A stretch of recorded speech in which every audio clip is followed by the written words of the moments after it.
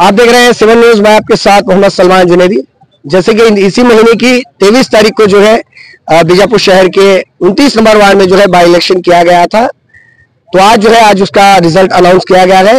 तो आज जो है इस बाई इलेक्शन में जो है बीजेपी की जो कैंडिडेट है गिरीश बिरादार, उनकी जो है इस चुनाव में जीत हुई है। जी हाँ, आज इस चुनाव में जो है गिरीश बिरादार की जीत हुई है। तो इस मौके पर जो है बीजेपी के सभी नेता, कार्यकर्ता, पदाधिकारी सभी जो है आज इस जीत की जश्न में डूबे हुए हैं।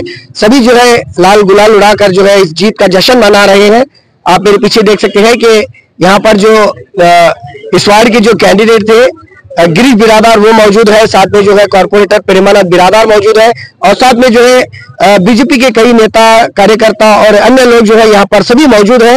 इस मौके पर जो है इस जीत का जो जश्न है वो बड़ी धूमधाम से मनाया जा रहा है।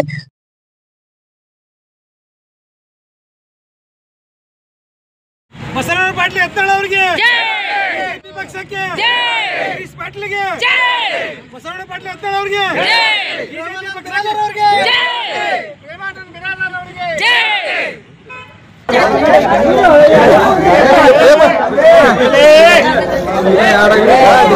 ಒಂದೇ ಹಾಕಿನ ಅದ ನನ್ನ ಕಡೆ ಅಪ್ಡೇಟ್ ಆಗತ್ತಿಲ್ಲ।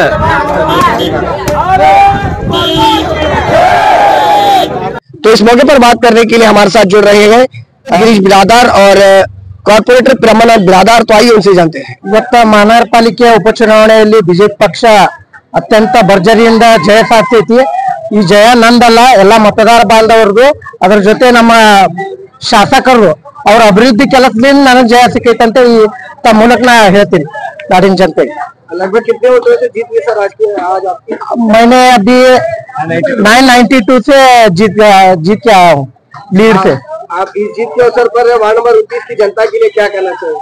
वो जनता की सोच क्या है, मेरे को जीत के लेके आए हैं और उनका विश्वास मैं रख लेता हूँ। आगे के दिनों में उनके साथ में रहता हूँ हर एक दिन।